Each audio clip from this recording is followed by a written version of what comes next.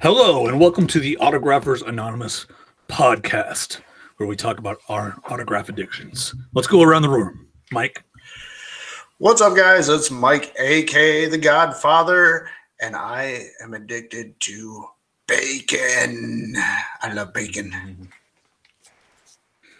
Next. Hello, everybody. My name is Troy Rudder, and I am still addicted to forever stamps, even though they're going up by 5 cents in January. Even international? Speaking of international, my name is Zane Savage, and I love that Canadian shipping is finally open again. Again, this is a show about autograph addiction. We're here to talk about autograph collecting, TTMs, in persons, mostly TTMs, since that's mostly what we do, but we're open to talk about in persons if you want. We're going to go ahead and get started, as always, with our new returns, and we'll go with the guy that has the most, which I'm not sure who that is today, but we'll start with Mike. We'll go with Mike. Go ahead, Mike. All right, guys. I got, of course, my small stack of returns, but I also got a few purchases that I want to show you guys. Picked up a lot of cards.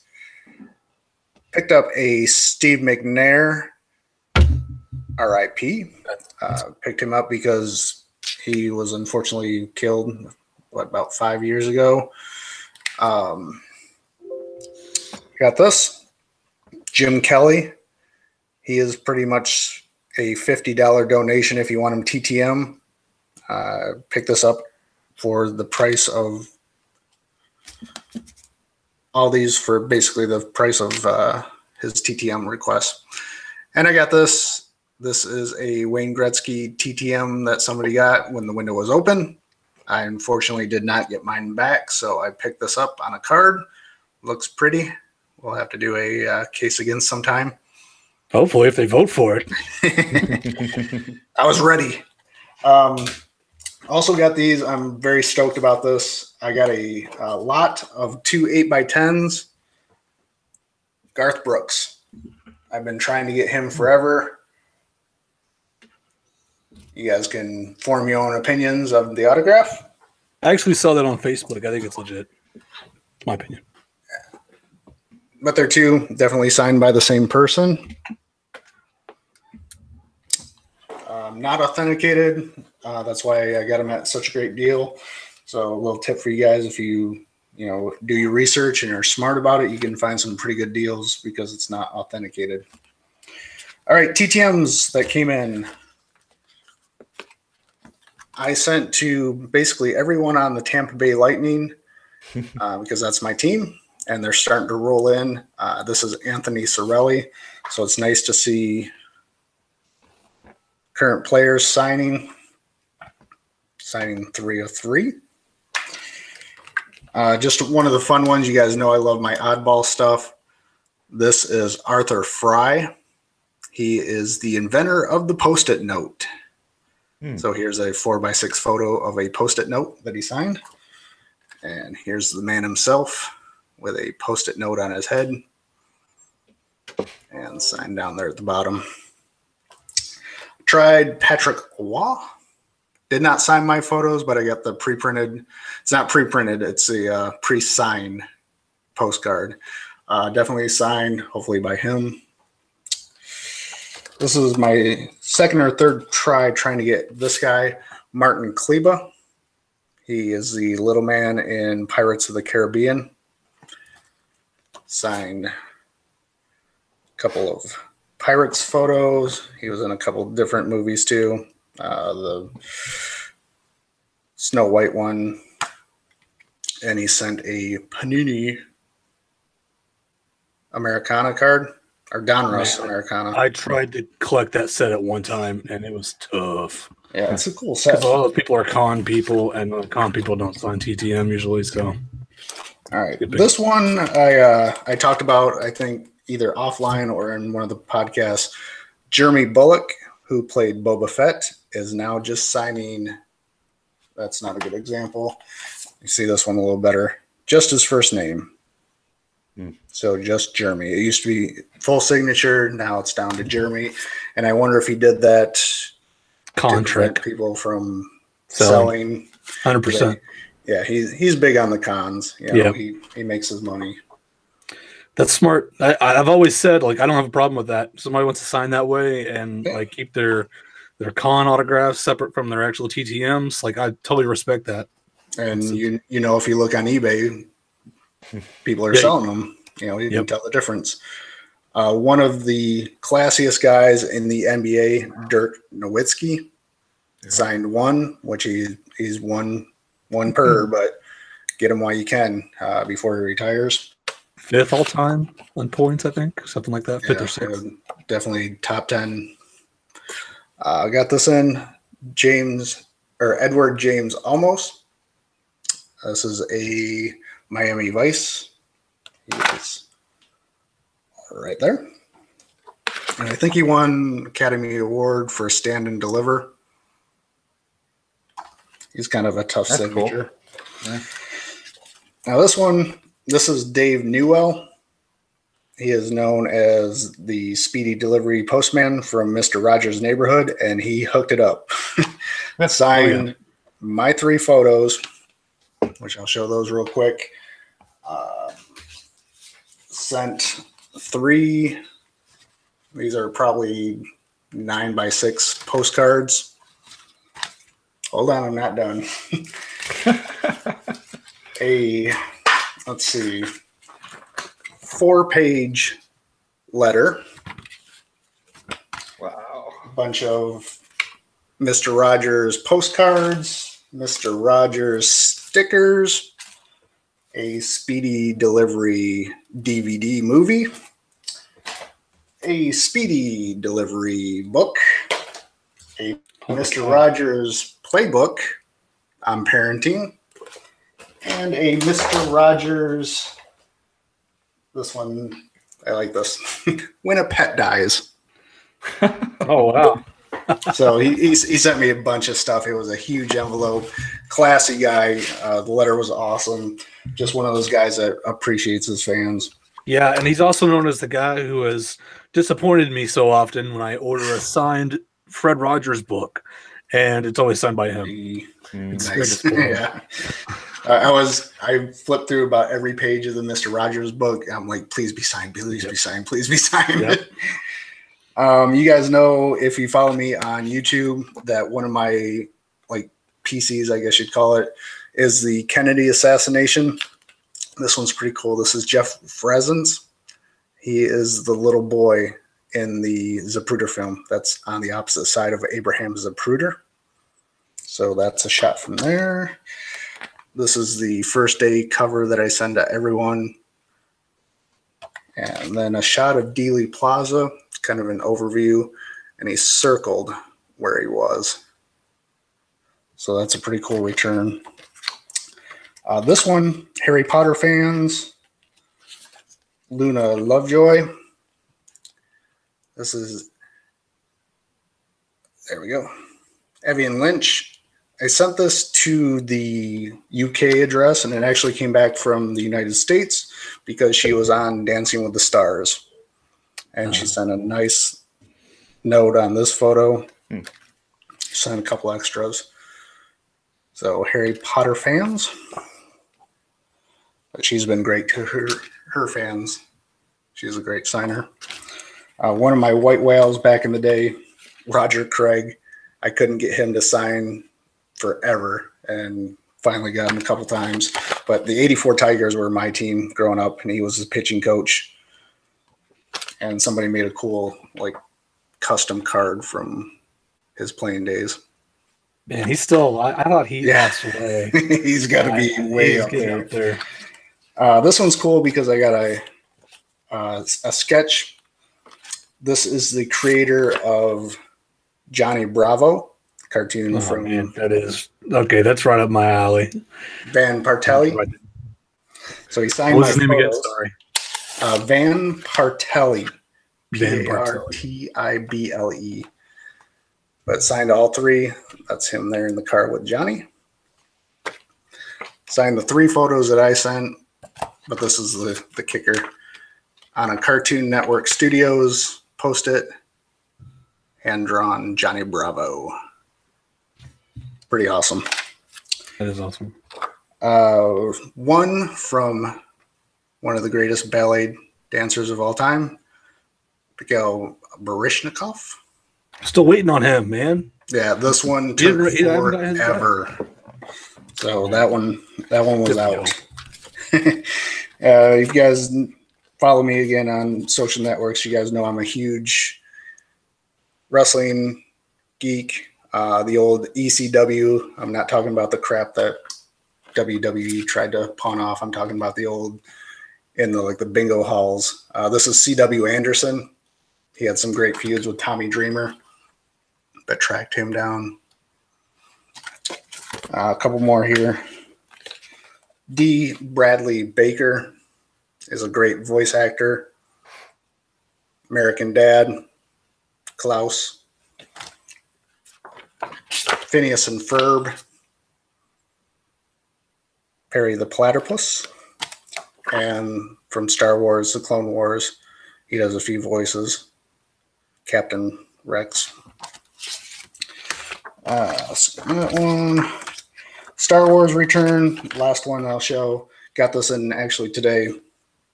This is Garrick Hogan, and he played Briggs. Mm-hmm. And this is the deleted scene from The New Hope with Mark Hamill and the X-Wing, and he spanked these with a nice silver paint pen. And the last one here, black and white. Didn't he die in the movie? Yep. Yeah. Spoiler. Oh, man. 1977. Yeah, 77. Sorry, folks. That's pretty much it. I got a few other things, but that's the highlights. Sweet. That was awesome. Tony. Who? Oh. Well, as far as my videos go, I have a stack of about 50 since the last time I did a video, but here's some from the last couple weeks. Been slowing down because I haven't sent anything in a month or so. So a couple for the set. Let's see what I can do here. Scott Geraltz. For those who don't know, I'm working on a full signed 1991 Don Russ set. How close are you, Troy? I'm so far away. I'm still trying to get. I've sent to Ryan Sandberg several times, but a couple with donation, and I still haven't gotten anything. Oh, I'm getting some feedback from someone. Yeah, that was probably sorry. Walt Terrell again for the set, and then a couple other. Actually, there's one more for the set that just came in yesterday. This is one I've been waiting on. Dave Rigetti. Ooh, Donruss Kings. Those look sweet signed. For the Donruss Kings. It's kind of been thin blue, but I'll take it. But yeah. I was going to try to PC those at one time because there's so many Donruss Kings. I think they're all drawn by what's the Perez guy? Dick Perez. Yeah, I think he does most of them. Part of Perez Steel, who also makes the Hall of Fame cards. Yep. But they look amazing signs. So got a few more for the set, and then a couple random ones. Wei Yin Chen. I like these Topps Heritage. Kind of neat. Dan Jennings.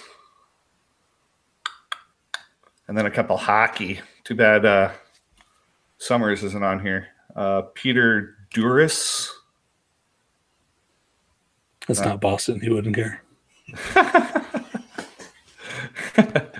And I think is that Pele Eklund, something like that. That was a great set. So yeah, and this is like the only hockey set I've ever actually bought. Was a 91. Was it 91 score? Yeah. So that's what I've been sending out, and I've just been sending out pretty much everything. The Canada ones are really fun to get back. So that's about all I have. Like I said, for my videos, I have a stack of that many I need to go through, but that's since September. But the ones I just showed are pretty recent. So we expect facts in that video, by the way. Yeah, no video in the video, but yeah, no video, but at least facts. So I didn't get any returns because I've been working my butt off on the business, and I really haven't sent anything out new. I'm still waiting for my specialty cards to come back, which aren't looking good. Had a lot of problems with the size of the envelopes, as you guys know. Anyway, so I did a fun little project with purchases, and I wanted to show you. I saw this blog article. I don't know if it popped up on Facebook or, those click holes you get into. And it's like, hey, click me so I can get ad money. Well, I clicked one, and it was the most ridiculous trading cards of all time. I'm like, that's fun. So I went and I bought some of the most ridiculous trading cards of all time. I have them here with me. Most of these are cheap. There's a couple that were like hundreds of dollars, and I was like, nope. The Ripken was on there. I didn't do that one. Everybody knows about the Ripken. These are like lesser known cards. If you're a big card collector, you probably know about them, but if you're not, you probably don't. I'm going to save the most expensive one for last, the rarest one, because it's a minor league card. But here we go. Let's get started. We have Mickey Hatcher with a giant glove. So that's number one. Weird. Got ink on my hand. Frank Zuppo with the amazing brow there. Check that out. That's a man's man. All right. This is my favorite. This is what brought me into the article because I saw this card. I was like, that can't be a real card. It is, folks. And it's Oscar Azacar. I love this one. This is my favorite one, man. Look at him. He loves that bat. That's his favorite bat. I want to frame this. Next one. It's Steve Lake. And he loves his bird. So he took a picture with his bird. And this is the last one. I'm just going to hold it up, and we'll see. Troy already knows. But let's see if Mike can see what's going on with this card.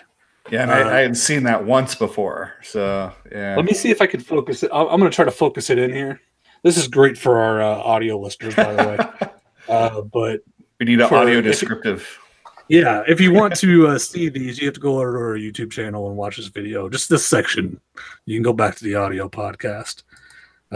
So let me focus in here so you guys can actually see the card. Okay, so it's going to unfocus and then slow roll it. Okay. Oh, you didn't scan it in? No. Actually, that would have been a good idea. Well, I wanted to hold up the card. I mean, I could have just said I had the card. I didn't. All right. So, can you see that? Let's see what's going on there. Mike, can you see? Take a guess. Taking it in the newts. Yep. This is a card of a minor league baseball player. His name is Keith Comstock, and he's taking one right in the noodle. And not the noodle, not the upper noodle, the lower noodle. And it actually shows the baseball hitting him and him flinching. And they used it in the minor league pro card set. So that card actually is quite in demand. So it was a little pricey. I think it was like $15. But that was the top I was willing to spend. All the other ones were out of my price range. I was like, nope, not spending like $50 on a funny card. What was the name again? Keith Comstock. Keith Comstock. So that's my returns. I did that for fun just because I wanted to have the cards. I thought it'd be fun to show them off to you guys. So I hope you enjoyed that. Beckett's actually doing a list of the top 100 sports cards from the 1980s. Maybe it's the cool. 80s and 90s, and that Hatcher card is one of them. It's in the high, I think, 80s or 90s. They're working their way down. That glove is ridiculous. I don't know what the explanation behind that was, but it's got to be something funny. I'm sure they have it in Beckett, actually. Let's move on to our next segment, which is new. We created a new segment. New segment alert. This is called the Collector Chronicles, or Collector's Chronicles. We haven't decided yet. There may be an S at the end of Collectors. But this is going to be a segment where we pick one person to tell a story about a funny story, a unique story, a crazy story that they experienced in their collecting career, because all of us have been collecting for many, many, many, many, many years. and there's lots of weird stuff that has happened. And this is just a little fun reason to tell you some of those stories. So we're going to start out with origin stories. And to this week's origin story of why he got into collecting is coming from Troy. Go ahead, Troy boy.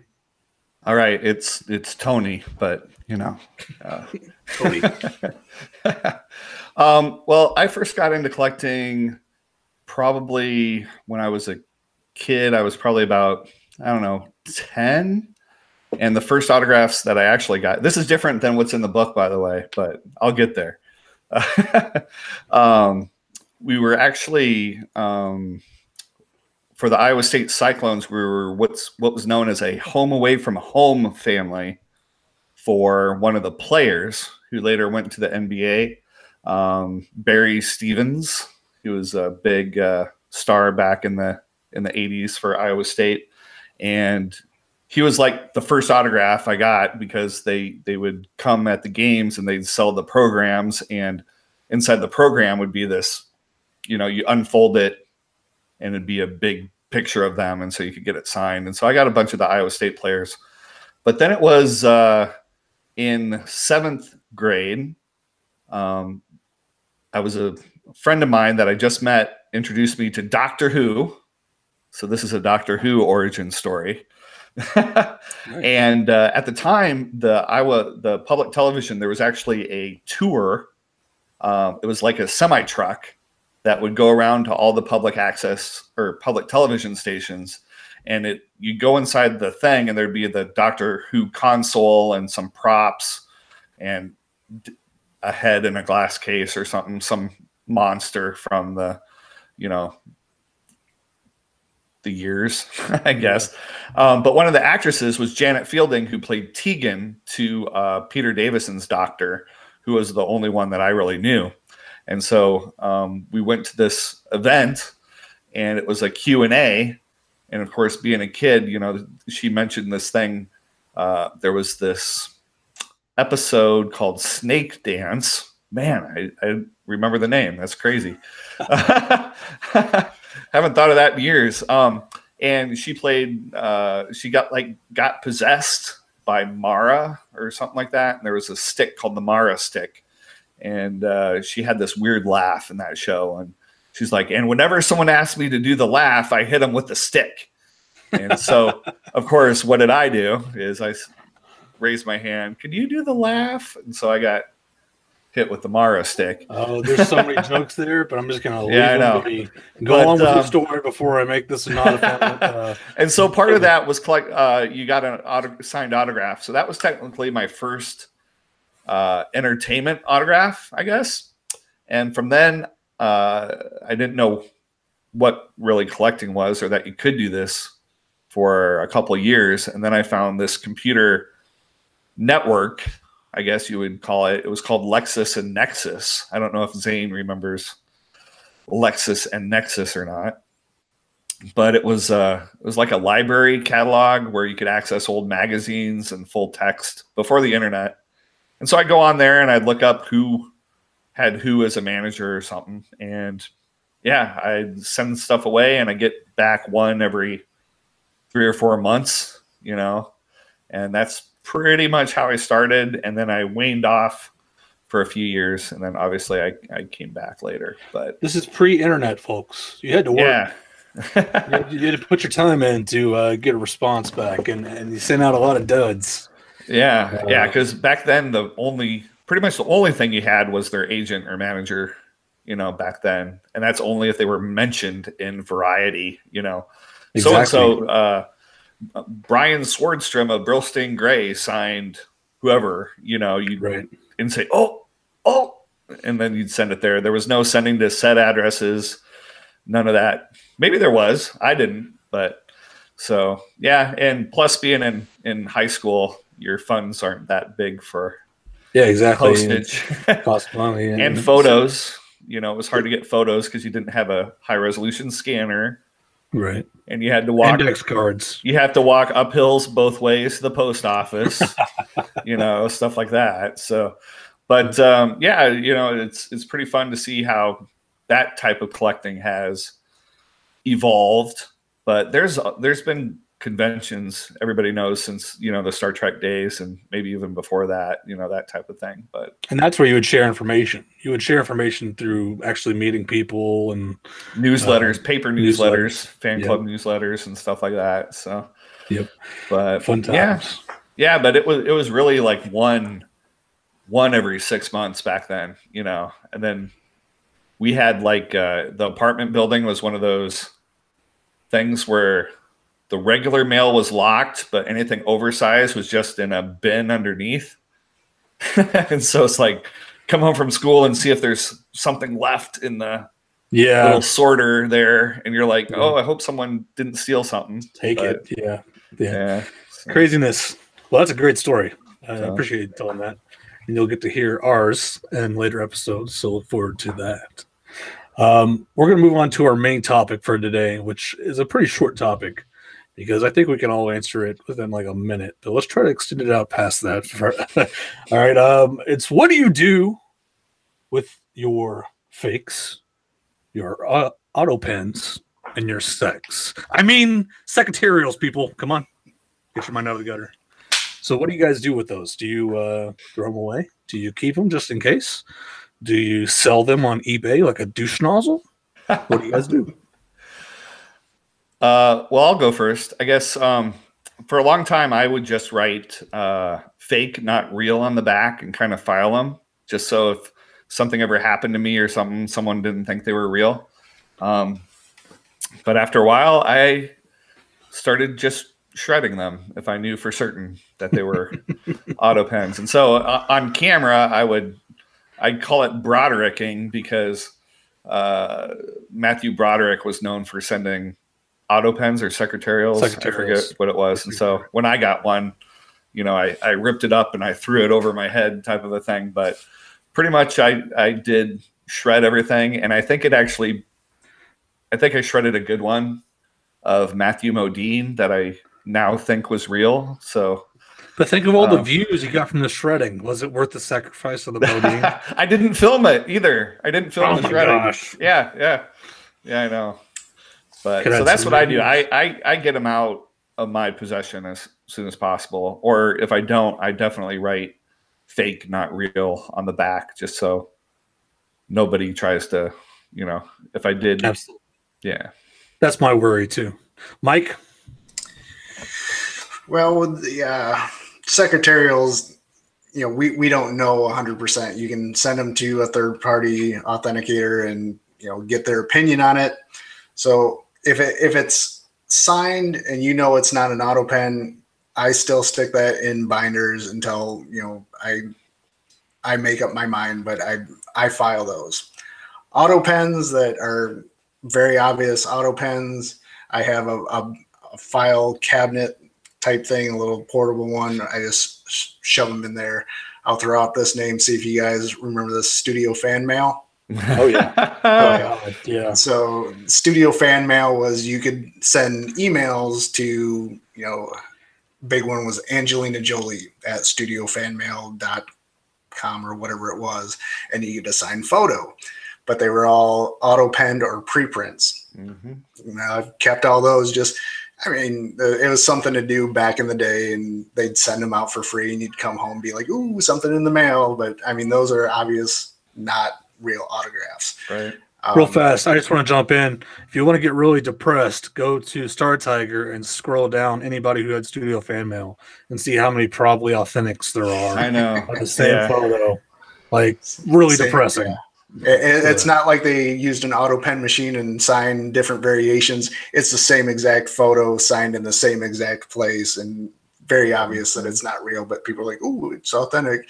You find them on eBay too. But so I keep that stuff. It's not my main collection, but anything I get back, I'm just like, okay, I got something back. I'll file that. Like I said, with the secretarials though, I don't shred anything. I don't throw it away just because I'm not 100% sure. I'm not the type of person who sends stuff into PSA or one of the third parties. I don't want to spend the money, but I do hold on to it. And, I'll post it online if I want other people's opinions. but of course, everyone's an expert online. So Mike's what we call a damn optimist. I am holding out hope, but Yep. I hold on to the stuff that I know that is 100% fake.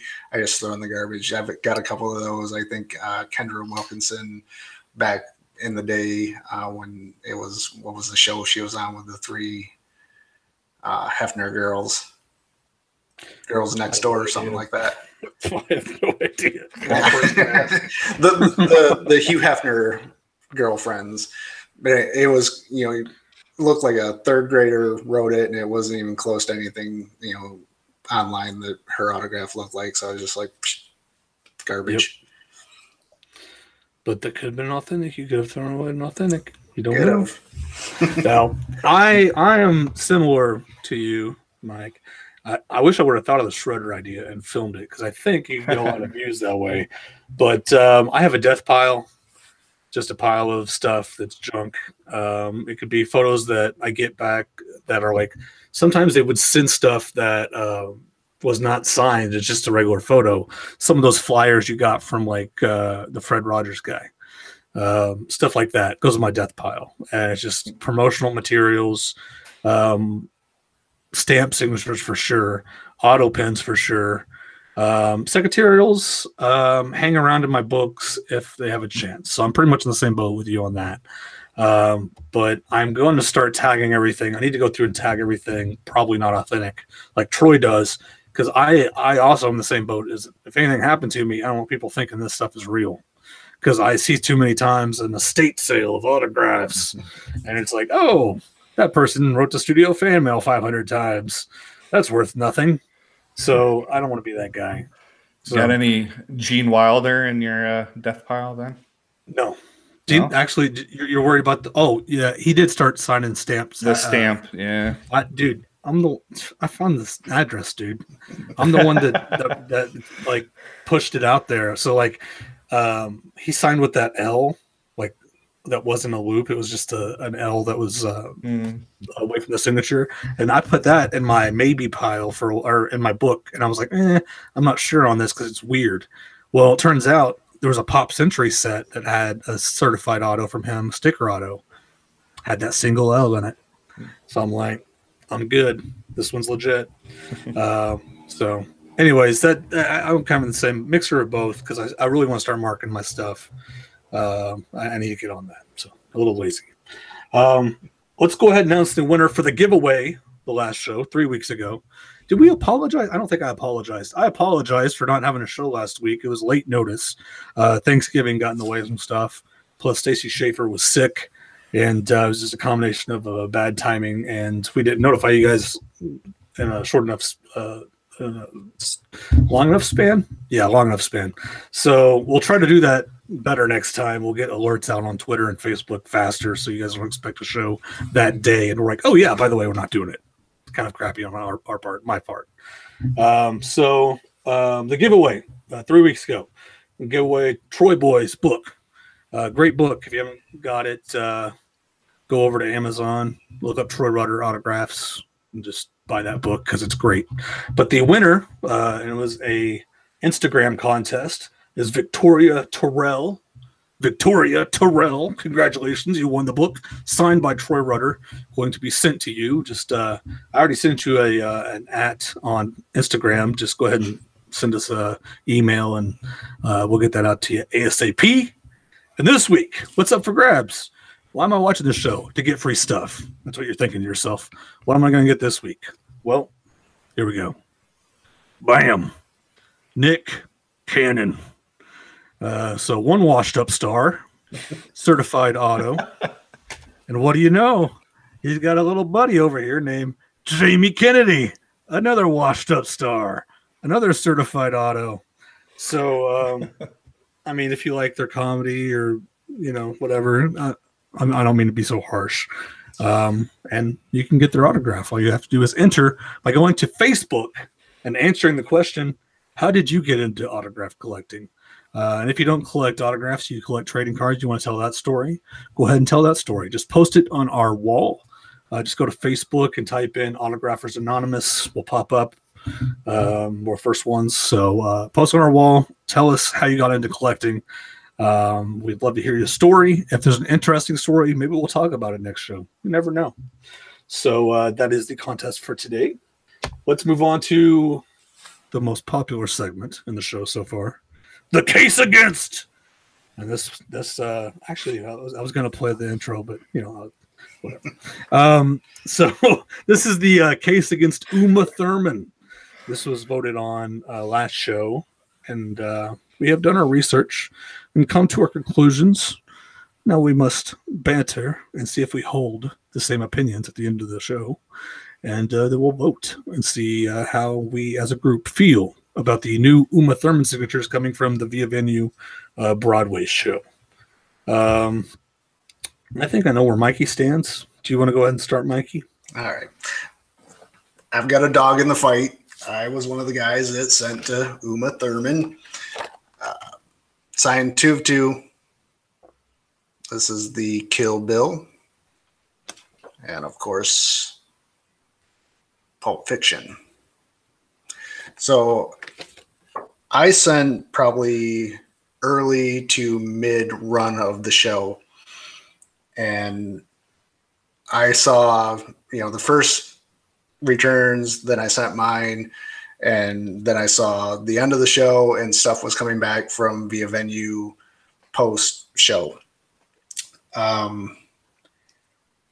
I honestly believe that what I got is an authentic signature. Now, I'm not saying every signature that came from that set or that show is authentic. I saw stuff at the end of the show and post show that I think the window kind of got flooded and she couldn't keep up. So she started sending out secretarials at the end. I got a couple of printouts here. This is a certified Beckett from the Pulp Fiction. Now, Uma has a very distinctive first part of the signature. The U almost looks like it goes to an H. It's connected U down to the M. This is a certified Beckett Kill Bill. And you can see the big looping U connected down to the M. It makes it look like a UH. Now she's a little kind of all over the place on the Thurman, but yeah, that's the part that was like, okay, we're dealing with a Madsen here. Yeah. So if you look, you got the big looping U connected, makes it look like an H, Uma Thurman. The T, from what I've seen, is not connected, and most of them she does connect sometimes from the T to the cross, and then kind of runs the back side of the signature. Here is this one's a little harder to see, but this is the Pulp Fiction big looping U down to the H, which is an M. And then this one is actually connected, but the T runs down and just kind of trails off on the Thurman. Just from what I've seen, what I have, like I said, mid-show, mid-run of the show, I think came back authentic. The post-show autographs, I think that were coming back, were secretarial. So, of course, I like I said, I've got a dog in the fight, but what I've seen, I'm leaning towards probably authentic if if you got it before that window closed, which I think was towards the end of the show and post show. If you got it once the show closed and it came back a couple weeks later, I don't think those were authentic. But if you got it at the very beginning or mid show before the window closed, you got an authentic Uma. Okay, I'm gonna surprise you. I agree, and I don't even see. I didn't see much evidence of a signature change other than a couple that were a little weird. But most of the later ones, I focus in a lot on the inscriptions. I feel like there's so much more evidence in the inscriptions than there is the signature, and I'm better at pointing out little flaws and differences in handwriting. That's why I like to have my stuff inscribed. If I buy something, I'd rather have something inscribed to somebody than just plain signed, because I have more confidence in authenticity. So here's what I did. I focused in on that. I'm going to do a screen share here. That way you guys can see. All right. Oh, we're getting flashy. Okay. Getting flashy with it. All right. So this, what you're seeing here is a TTM from 2011, and it was a Broadway TTM. So as you can see here, the T is connected to the O, and that is I've seen that in every single signature that she signed an inscription. So she has the cross T directly going into the O on the top, which is unique. Also, another sign is the little dash. Now, as we know, dashes aren't always consistent. Sometimes they leave the dashes off, but somebody who dashes, usually, it's a sign that helps. It's not a guarantee. Like, you can scroll down here from the same, and there's no dash. So I just noticed this too. Love is written in two different ways. So you got the L here, and then you got the like cursive L there. A little weird. But so that's 2011. I think that one's definitely authentic because I matched it with this, which was signed at a restaurant, I believe, like on a napkin or something. It's a little older signature. But again, the cool thing about old signatures is you can still use the handwriting, because usually handwriting doesn't change, signatures do. So again, got the T crossed with the upper part of the O. And what do we got over here? We got the little dash. So I think these are two very good examples of authentic UMAs, and this one would be a very good example of a TTM UMA, because we know it was sent TTM and it's got the characteristics in the handwriting. So we move on. This is a TTM that was paid for via the play, and I don't know if I noticed some were inscribed and some weren't. I don't know if the ones that were inscribed were paid for, but this was specifically paid for, and I would think that that would boost chances of authenticity. That would be kind of immoral to secretarially sign something that was paid for. But again, what do you got? You got the T crosses with the top of the O over here. No dash, but again, she didn't sign it with a dash on the other TTM in 2011. And then we have the heart. That's what this comes down to. I think the heart says it all, because hearts are drawn in two different ways. You have the one stroke up and over bubbly heart, and then you have the two stroke meet in the middle heart. So again, this was paid for via the play that we're judging here. So that was the only one I saw that said it was paid for. And now we go to the TTM returns. Now I'm not sure on dates on these, because I wasn't even thinking that maybe she would have a secretarial sign just at the end. So I'd like to see some evidence of that. I don't know if you have anything pulled up, Mike, but I might look on here in a second. But this is a return from the theater, free. Again, T meets the O on top, crossed heart, two different separate motions, matches the handwriting. Move on. What do you see? T, me at the top, no dash, but she's got kind of, might I say, crappy handwriting, and it kind of shows in all of her inscriptions. Again, just focusing on all the inscriptions here, because I feel like it shows more evidence. Again, another return. How's the heart drawn? Two. Yeah, and that's it. So I concluded that, let me get back to myself here. I concluded that they look authentic. I don't have any reason to think they're not. Again, there were some near the end that were kind of, let me see, they almost look flatter. Are those the ones you're talking about? Like, yeah, I'm trying to find the examples. You're talking about, Mike. I'm seeing August returns are the latest on Star Tiger, and those are more squiggly looking. Was that your concern? Like almost hesitated? Yeah, it didn't have the characteristics of the Uma on it. This one does. It's just a little squigglier, and it was August. I'll go ahead and pull that up. So I'll share my screen here. So this is the latest one. And you got some squiggliness, like awkwardness here. You can see it's not a straight line. It's kind of like hesitation almost, looks like.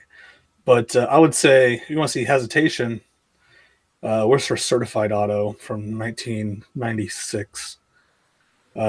She had a certified auto card, and it's one of the worst certified autos I've ever seen. I guess it's not on here. But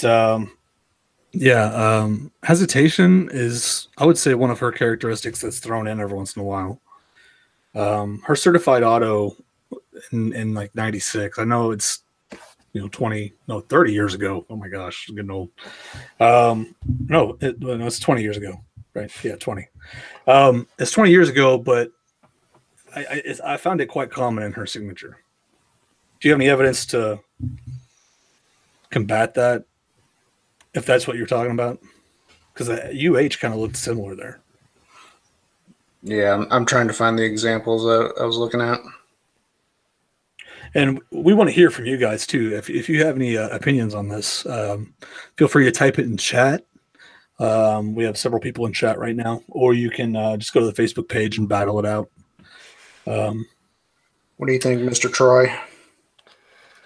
I was initially skeptical when the frenzy was going on. I mean, there were more people writing to her than wrote to Andrew Lincoln back in the height of the Walking Dead craze, it seemed like. But it's kind of grown on me, and I do think that they are probably authentic, especially, like you said, during the beginning and middle. I don't have enough real information to make a guess at the end. That's where I am. If I can see actual like evidence of a signature change, because like I said, I focus mostly on the inscriptions. It's kind of my expertise because I do books a lot, and books usually have inscriptions. I think you could definitely rule out auto pen, definitely. Yeah. But I'm gonna go.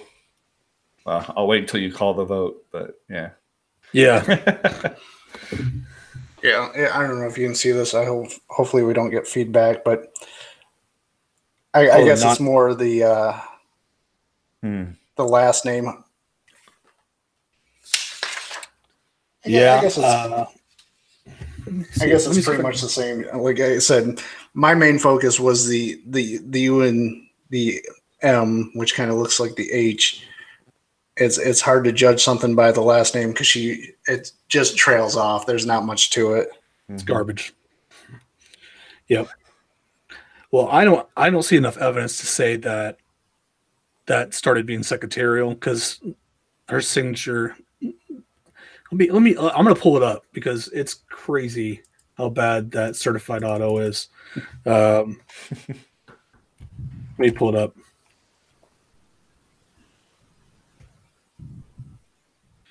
Autograph.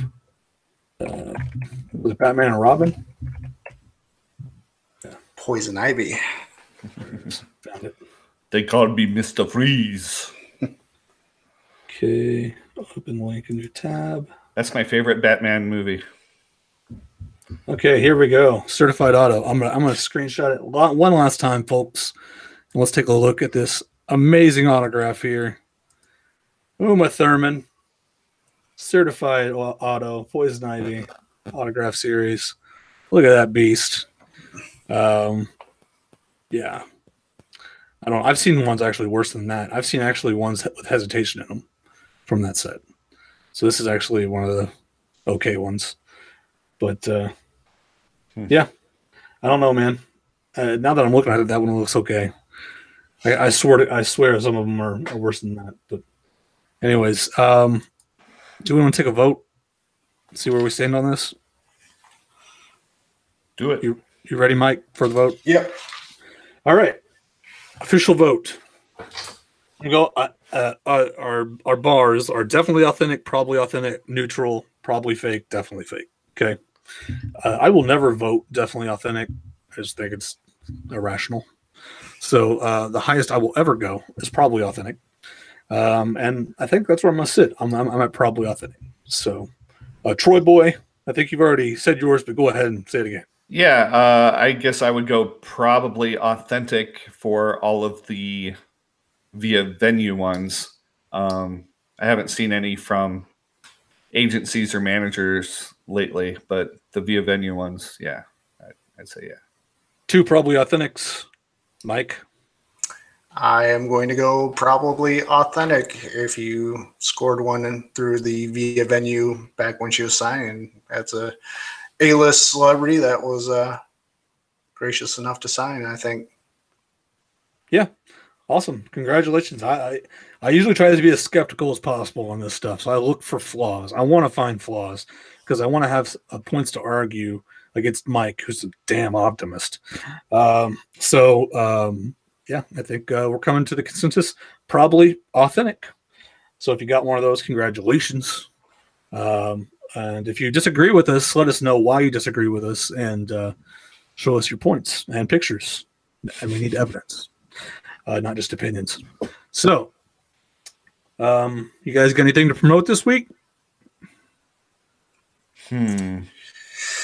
As always, you can follow me on social networks, the Autograph Network on YouTube. I put up videos randomly. I'm not set to any kind of schedule. I try to post stuff on social networks, Twitter, Facebook, Instagram, but it's random. Real life comes first. Troy? Yeah, I'm going to be catching up on some videos here in the next few weeks. Hopefully return to doing them as soon as they come in. And like Zane has been doing a fantastic job at promotion, but just a reminder that the book, Autograph Collecting Secrets, makes a great Christmas present. And you can find it on Amazon, or you can get the audio version on audible.com. Oh, Mike's. I was touching it. Definitely do that. If you Is that some nice, like? Yeah, present it right there. Yeah, if you have any youngins in your family you're wanting to get into collecting, it's a really good book to get somebody interested and to really learn the ins and outs of today's hobby. So I urge you to go pick that up. You can catch me at the Savage Library on eBay and Fabric Fobs on Etsy. And that's it for this week. Hope you enjoyed this week in Autographers Anonymous. You take care, all of you autograph addicts.